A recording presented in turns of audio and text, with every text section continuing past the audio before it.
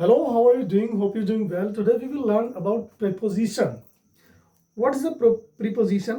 हम लोग preposition के बारे में जानकारी हासिल कर चुके हैं। इससे पहले जो वीडियो हम लोगों ने अपलोड किया है उसमें हमने बताया है कि preposition क्या होता है। इसको पूर्वसर्ग भी कहते हैं। ठीक है, preposition के बारे में हम लोग पढ़ चुके हैं कि preposition होता क्या है, इसका यूज कहाँ पे होता है और कैसे होता है ना। किस प्रकार से prepositions का यूज हम लोग करते हैं, है ना। हम लोगों ने काफी सारे प्रीपोजिशंस कवर भी कर लिए हैं और जो इंपॉर्टेंट प्रीपोजिशंस हैं जो रोज हम लोग यूज करते हैं रोज अपनी बोलचाल की भाषा में और जो हम लोग सेंटेंसेस वगैरह बनाते हैं उनमें भी जो प्रीपोजिशंस यूज होते हैं उनको हम लोग आज कवर करने वाले हैं और क्या इनमें अंतर होता है और किस प्रकार से इनको हम लोग यूज करते हैं। तो आइए वीडियो को स्टार्ट करते हैं और चीजों को एक एक करके धीरे धीरे से समझते हैं। अंडरस्टैंड। मोस्ट इंपॉर्टेंट प्रीपोजिशन है हमारा इन। ये प्रीपोजिशन जो है काफी ज्यादा गड़बड़ करते हैं हम लोग कि इन का कहाँ पे यूज होना चाहिए, कहाँ पे नहीं होना चाहिए। जहां पे नहीं होना चाहिए वहां भी हम लोग इसका यूज कर देते हैं, है ना। तो इन का यूज कहाँ पे होता है ये हम लोग समझते हैं। पहले इन जो है ये मे के अर्थ में इसका प्रयोग होता है। किसके अर्थ में? मे के अर्थ में। तबीयत नहीं ठीक है इस समय, इसलिए खांसी वगैरह भी आ रही। इनका यूज जो है मे के अर्थ में होता है। सुनना की बात, मे के अर्थ में होता है इसका यूज और इनका प्रयोग ऐसी वस्तु या व्यक्ति के लिए होता है जो पहले से ही अंदर मौजूद है। मे या अंदर, मे या अंदर, इनके अर्थ में जो है इनका यूज होता है। समझिएगा बातों को। में या अंदर, इनका मतलब क्या होता है? में या अंदर। तो इन जो है प्रीपोजिशन, इसका यूज कहां पे होता है? जब जिस चीज के बारे में हम लोग बात कर रहे हो वो व्यक्ति या वस्तु, यानी व्यक्ति या वस्तु जिसके भी बारे में हम बात कर रहे हैं वो पहले से ही अंदर हो। कहां हो? अंदर हो। जैसे कि हम लोग अगर बात कर रहे हैं कमरे में, तो वो पहले से ही कमरे में होना चाहिए। यानी कुल मिलाकर के ये समझ लीजिए कि स्थिर हो। क्या हो? स्थिर हो, रुका हुआ हो, है ना। एक जगह पर रुका हुआ होता है जब, और अंदर होता है पहले से ही। यानी ये नहीं कि चल करके आए या लुढ़क करके आए। जो भी चीज या व्यक्ति या वस्तु की बात हम लोग कर रहे हैं पहले से ही होनी चाहिए उसके अंदर। कमरे की बात करें या बक्से की बात करें या किसी भी चीज की बात करें, उसके अंदर पहले से ही होना चाहिए, है ना। समझ में आ रही होगी बात। इन व्यक्ति या वस्तु पहले से ही अंदर हो, जिसके बारे में हम बात करें वो पहले से ही अंदर होनी चाहिए। समझ में बात, है ना। जैसे कि मान लीजिए हम लोग बात करते हैं, he is in the room, वह कमरे में है ना। यहां पे हम लोगों ने प्रीपोजिशन इन का यूज किया, वह कमरे में है। तो इसमें जो वह है जिसके बारे में हम बात कर रहे हैं वो पहले से ही कमरे में है और खड़ा है या बैठा है, जिस भी अवस्था में है, लेकिन वो स्थितिज अवस्था में है, यानी स्थित है, स्थिर है। वो मतलब किसी भी प्रकार की गति नहीं कर रहा है। अंडरस्टैंड। तो जब व्यक्ति या वस्तु यानी जिसके भी बारे में हम लोग बात करें वो पहले से ही उसके अंदर हो और स्थिर अवस्था में हो, तो वहां पे हम लोग इनका यूज करते हैं। अंडरस्टैंड। समझ में आ गई बात। इनका प्रयोग गतिहीनता प्रकट करने के लिए किया जाता है ना। समझ में बात। तो यहां पर हम लोगों ने ही की बात की। अब जैसे राम इज इन द, हाँ रूम ही रख लीजिए, room, Ram is in the room. यहां पर भी हमने राम की बात की। तो राम जो है वो कहां है? कमरे के अंदर है, रूम के अंदर है। समझ में बात। और पहले से ही रूम के अंदर है और स्थितिज अवस्था में है, यानी स्थिर है वहां पे, गति नहीं कर रहा किसी भी प्रकार की, है ना। जब कोई भी चीज किसी चीज के अंदर है और वो पहले से स्थित है वहां पे, है ना, तो हम लोग जो है इनका प्रयोग करते हैं। अंडरस्टैंड। एक प्रीपोजिशन होती है इसी से मिलती जुलती, जिसको हम लोग कहते हैं इनटू। इनटू कौन सी? इनटू। इनटू का यूज जो है हम लोग, ये भी मे के अर्थ में होता है। इनटू का यूज भी किस में होता है? मे के अर्थ में होता है। मे के अर्थ में, समझे बात? मतलब इनका मतलब भी मे होता है और इनटू का मतलब भी मे होता है। इन दोनों का यूज मे के अर्थ में ही होता है ना। दोनों का मतलब एक ही होता है। इनका मतलब जो होता है वही इनटू का मतलब होता है ना। तो हम लोगों ने ये पढ़ा कि इनका प्रयोग, जो चीज, जो व्यक्ति या वस्तु पहले से ही अंदर हो, पहले से ही मौजूद हो, उसके लिए हम लोग इनका प्रयोग करते हैं, है ना। इनटू का प्रयोग उस अवस्था में होता है जब कोई व्यक्ति या वस्तु गतिशील होकर अंदर आती है ना। इनटू का प्रयोग कब होता है? जब कोई व्यक्ति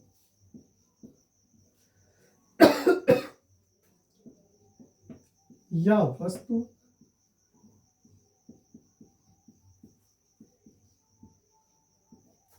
गतिशील होकर, मतलब गति करके, कैसे? गति करके अंदर आता है। जिसकी भी हम बात करें, कोई व्यक्ति हो, वस्तु हो, या जिसकी भी हम बात करें, वो जब अंदर आता है ना, यानी हमने क्या पढ़ा कि इन हो या इनटू हो, दोनों का मतलब एक ही होता है, ने ही होता है दोनों का मतलब। लेकिन जब कोई चीज गति करके अंदर आती है, गति करके मतलब जैसे लुढ़क के आए, चल के आए, कूद के आए, है ना। जब कोई भी चीज किसी चीज के अंदर आती है और गति करके आती है, लुढ़क करके आती है, यानी गतिशील होकर के आती है, तो हम लोग जो है, तब हम लोग क्या करते हैं? इनटू का यूज करते हैं। किसका यूज करते हैं? इनटू का use.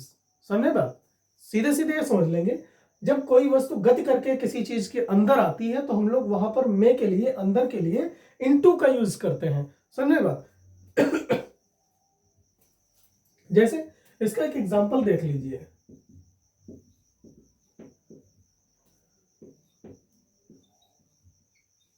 A dog came into the house. A dog came into the house. यानी जो कुत्ता घर के अंदर आया। A dog came into the house. कुत्ता घर में आया। तो जब कुत्ता आया, यहां पर भी में निकल रहा है ना, इसका मतलब सॉरी, इनटू का मतलब में निकल रहा है ना। इनटू का मतलब में निकल रहा है, यानी जो इन का मतलब निकल रहा था वही इनटू का मतलब निकल रहा है। लेकिन वहां पे क्या था? यहाँ पे राम जो था, ही जो था, ये क्या था? कमरे में पहले से ही मौजूद थे। कमरे की बात करें, घर की बात करें, किसी की भी बात करें, ये लोग पहले से ही उसमें मौजूद थे। इसलिए यहाँ पे हम लोगों ने इनका यूज किया। और यहाँ पे the dog came into the house, कुत्ता घर के अंदर आया। कुत्ता जो है वो गति करके, गतिशील होकर के, यानी चल करके घर के अंदर आया। समझ बात? तो जब कोई भी चीज गति करके आती है, तो वहां पे हम लोग मे के अर्थ में इनटू का यूज करते हैं। किसका यूज करते हैं? इनटू का यूज करते हैं। अंडरस्टैंड? इन दो पे हम लोगों ने विस्तार से चर्चा की है। आशा करते हैं कि ये चीज आपको समझ में आई होगी, है ना। एक और देख लेते हैं example. We jumped, sorry, we jumped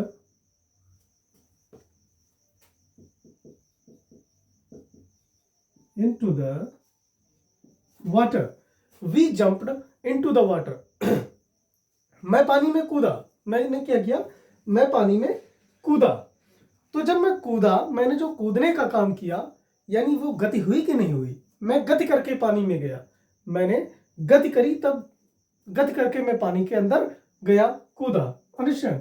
तो जब गति की बात होती है, जब हम लोग गति करके किसी चीज के अंदर जाते हैं तो वहां पे हम लोग इनटू का यूज करते हैं। अंडरस्टैंड? आशा करते हैं कि ये समझ में आया होगा। आइए इसको रब करते हैं।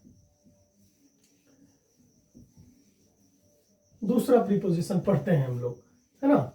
ये इतना समझ में आया होगा, जब कोई चीज गति करके किसी चीज के अंदर आती है तो हम लोग इनटू का यूज करते हैं, और जब कोई चीज पहले से ही अंदर मौजूद होती है, स्थिर अवस्था में होती है, तब हम लोग इन का यूज करते हैं, है ना। दोनों में अंतर समझ में आ गया होगा। एक प्रीपोजिशन होता है ऑन। ऑन, ऑन मीन्स होता है, ये किसके अर्थ में प्रयोग होता है? पर या ऊपर, है ना। पर या ऊपर के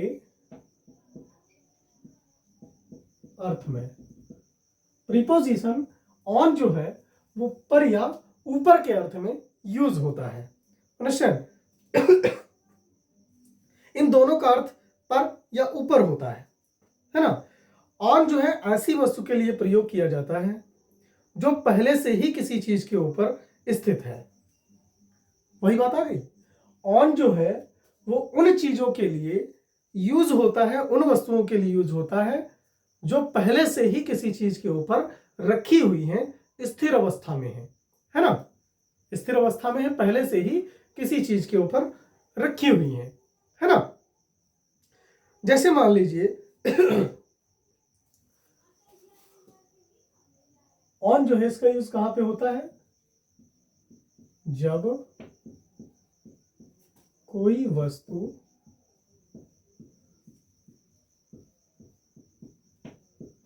पहले से ही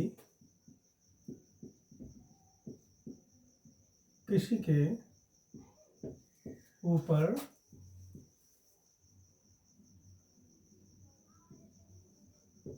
रखी हुई हो, है ना। ऑन का यूज तब होता है जब कोई भी चीज, जिस चीज के बारे में हम लोग बात करें, वो पहले से ही उसके ऊपर रखी हुई हो, या जिस व्यक्ति के बारे में बात करें वो पहले से ही उस चीज के ऊपर खड़ा या बैठा हुआ हो, है ना। जैसे हम लोग एक एग्जाम्पल करके देखते हैं। He sat on the chair. He sat on the chair.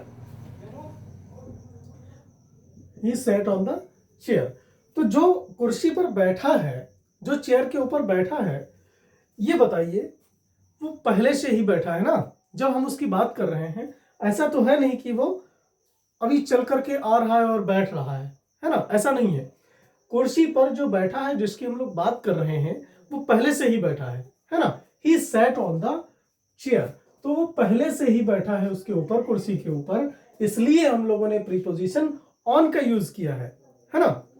हम लोगों ने पहले से ही वो उसके ऊपर बैठा है, इसलिए प्रीपोजिशन ऑन का यूज किया है।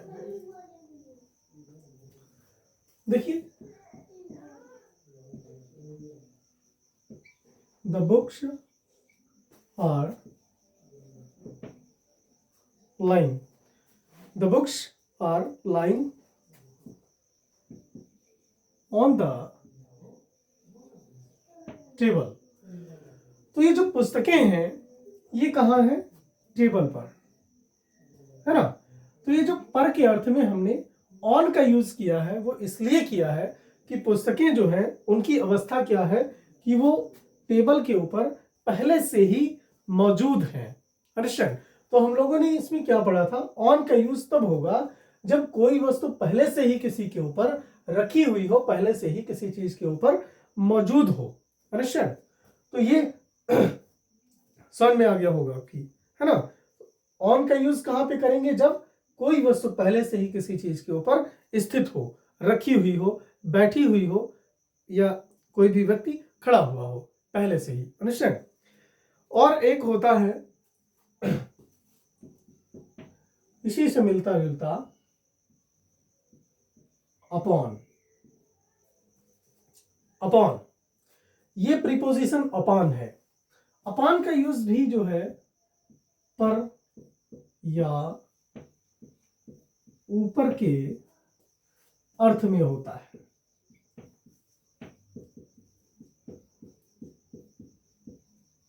ना। अपॉन जो प्रीपोजिशन है इसका भी यूज पर या ऊपर के अर्थ में होता है, लेकिन इसका यूज कैसे होता है उसका भी तरीका इससे हट करके है ना। ये जो अपॉन है आपका, ये क्या बताता है? अपॉन जो है इसका प्रयोग ऐसी अवस्था में किया जाता है जब कोई वस्तु गतिशील होकर किसी अन्य स्थान पर स्थित हो जाती है ना। यानी इसकी परिभाषा है, जब कोई वस्तु गतिशील होकर, ठीक है, किसी वस्तु के ऊपर रुक जाती है। जब कोई वस्तु गतिशील होकर के आती है, यहां पर क्या था, ऑन का यूज कब होता है? जब किसी चीज के ऊपर कोई चीज पहले से ही मौजूद हो तब प्रीपोजिशन ऑन का यूज करते हैं। लेकिन जब कोई वस्तु गतिशील होकर के यानी चल करके, गति करके किसी वस्तु के ऊपर आकर के रुक जाती है ना, तब हम लोग जो है अपॉन का यूज करते हैं, है ना। जब कोई वस्तु गतिशील होकर किसी वस्तु के ऊपर आती है ना, रुक नहीं जाती है, आती है ना, ऊपर आती है ना, तब हम लोग प्रीपोजिशन अपॉन का यूज करते हैं। किसका? अपॉन का यूज करते हैं। एग्जाम्पल एक देखते हैं हम लोग इसका करके। The cat jumped upon the table। समझ रहे होंगे इसको। The cat jumped upon the table. बिल्ली कहां कूदी? मेज के ऊपर, है ना। बिल्ली मेज के ऊपर कूदी। जब बिल्ली मेज के ऊपर कूदी तो ये तो आपकी समझ में आ रहा होगा, जब कोई कूदेगा तो कहीं ना कहीं से गति करके आएगा, है ना। जब गति करके आएगा, ठीक है। अभी हम लोगों ने क्या पढ़ा? जब कोई वस्तु गतिशील होकर किसी वस्तु के ऊपर आ जाती है। बिल्ली कहीं थी, उसने छलांग लगाई और वो मेज के ऊपर आ गई, यानी गति करके मेज के ऊपर आ गई। तो हम लोग जो है यहां पर अगर प्रीपोजिशन ऑन का यूज कर देते हैं तो ये सेंटेंस पूरी तरह से गलत हो जाएगा। जैसे कि the cat jumped on the table, अगर यहां पे लिख दें, हम अपॉन ना लिख करके यहां पर लिख दें the cat jumped on the table, तो ये सेंटेंस पूरी तरह से क्या हो जाएगा? गलत हो जाएगा, है ना। तो ये सेंटेंस गलत ना हो इसलिए हम लोग प्रीपोजिशन ऑन का यूज ना करके प्रीपोजिशन अपॉन का यूज इसमें कर देते हैं, है ना। प्रीपोजिशन किसका? अपॉन का यूज कर देते हैं। एक और एग्जांपल देखते हैं। He threw the books, he threw the books upon the desk, upon the desk, he threw the books upon the desk। उसने क्या किया? किताबें जब फेंकी, किस पे? डेस्क के ऊपर किताबें फेंकी, है ना। डेस्क के ऊपर क्या किया? किताबें फेंक दी। तो किताबें जब किसी ने फेंकी, तो जब किसी चीज को आप फेंकेंगे तो वो, जैसे आपने अपने हाथ से किसी चीज को फेंका तो आपके हाथ से वो गति करती हुई गई, तभी ना टेबल पे गिरी, मेज पे गिरी, डेस्क के ऊपर गिरी, है ना। जब आप फेंकेंगे किसी चीज को तो वो गति करके जाएगी, तब वहां पे गिरेगी। तो जब वो बुक्स जो है, किताबें जो है, वो गति करके डेस्क के ऊपर जाती हैं, है ना, तब हम लोग अगर यहाँ पे प्रीपोजिशन ऑन का यूज करते हैं तो गलत हो जाता है। इसलिए यहां पर भी हम लोग प्रीपोजिशन अपॉन का यूज करते हैं, क्योंकि किताबें जो है वो क्या करके आई हैं? जंप करके आई हैं, है ना, सॉरी, गति करके आई हैं। आशा करते हैं कि ये भी आपकी समझ में आ गए होंगे। हम लोग सीख चुके हैं इन और इनटू का यूज, ऑन और अपॉन का यूज, है ना। चलिए इसको मिटाते हैं, आगे पढ़ते हैं।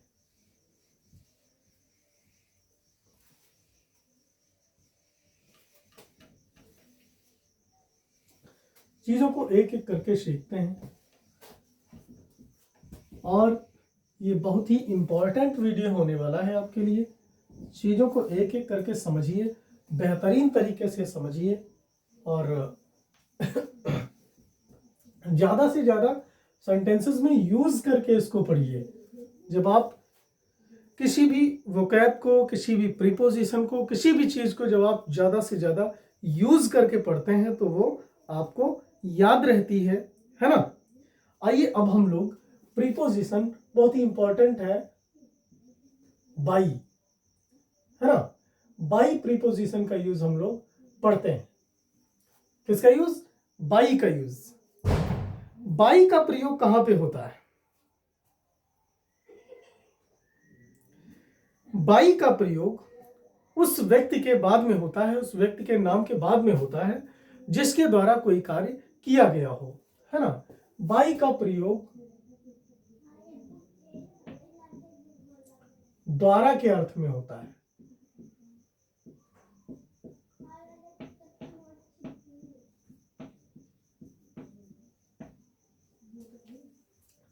बाई का प्रयोग जो है द्वारा के अर्थ में होता है। किसके अर्थ में?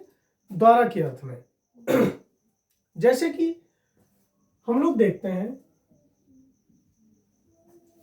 बाई जो है उस व्यक्ति के बाद में इसका प्रयोग होता है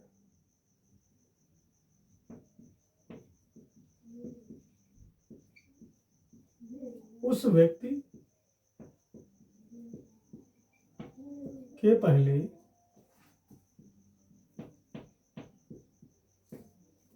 होता है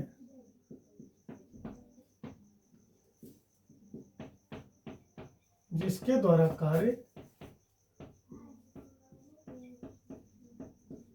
किया गया हो, या यूं कह सकते हैं कि समाप्त किया गया हो, है ना।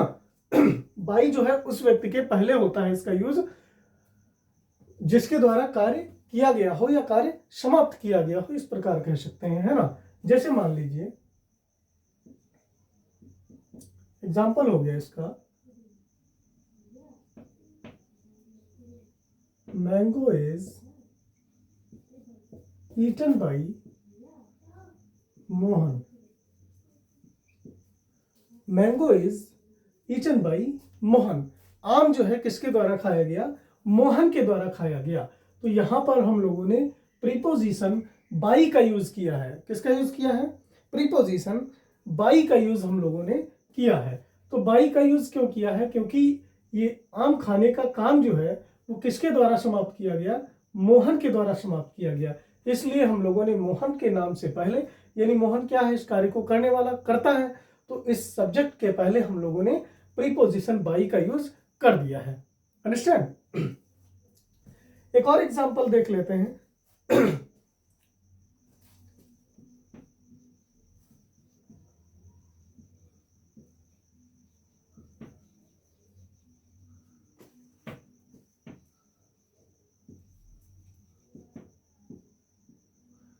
The snake was killed by Hari. सांप को मारने का काम किसने किया? हरि ने किया। सांप को मारने का काम हरि ने किया। यानी कि ये सांप को मारने का जो काम है वो किसके द्वारा समाप्त किया गया? किसके द्वारा पूरा किया गया? हरि के द्वारा पूरा किया गया। तो इसलिए हम लोगों ने द्वारा के अर्थ में प्रीपोजिशन बाई का यूज हरि से पहले कर दिया है। अंडरस्टैंड? आपको बाई का यूज पता चल गया होगा। अब हम लोग जो है इंपॉर्टेंट प्रीपोजिशन विद या विथ भी कहते हैं इसको, विद, है ना, इसका प्रयोग पढ़ते हैं। विद का प्रयोग उस साधन को दर्शाता है जिससे कार्य पूरा हुआ है ना।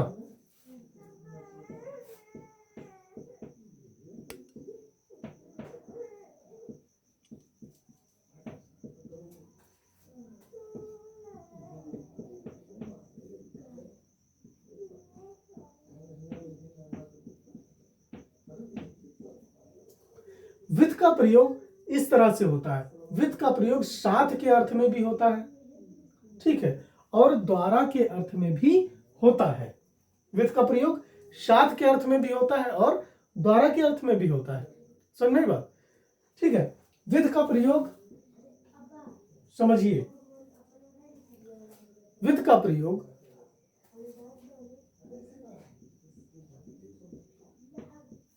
उस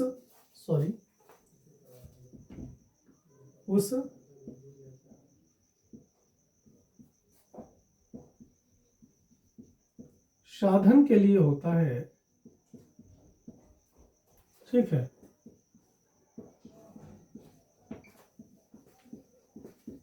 जिसके द्वारा कार्य किया गया हो, है ना। विथ का प्रयोग उस साधन के लिए होता है जिसके द्वारा कार्य किया गया हो। अब जैसे यहां पर मान लीजिए हरि ने सांप को मारने का काम किया, है ना, या मोहन ने आम को काटने का काम किया। तो अगर मोहन ने चाकू से आम को काटा तो यहां पर चाकू के द्वारा आम काटा गया, तो उस चाकू के लिए हम लोग जो है विथ का यूज करेंगे। और हरि ने स्नेक यानी सांप को अगर लाठी से मारा है तो लाठी के लिए हम लोग विथ का यूज करेंगे। अंडरस्टैंड। देखिए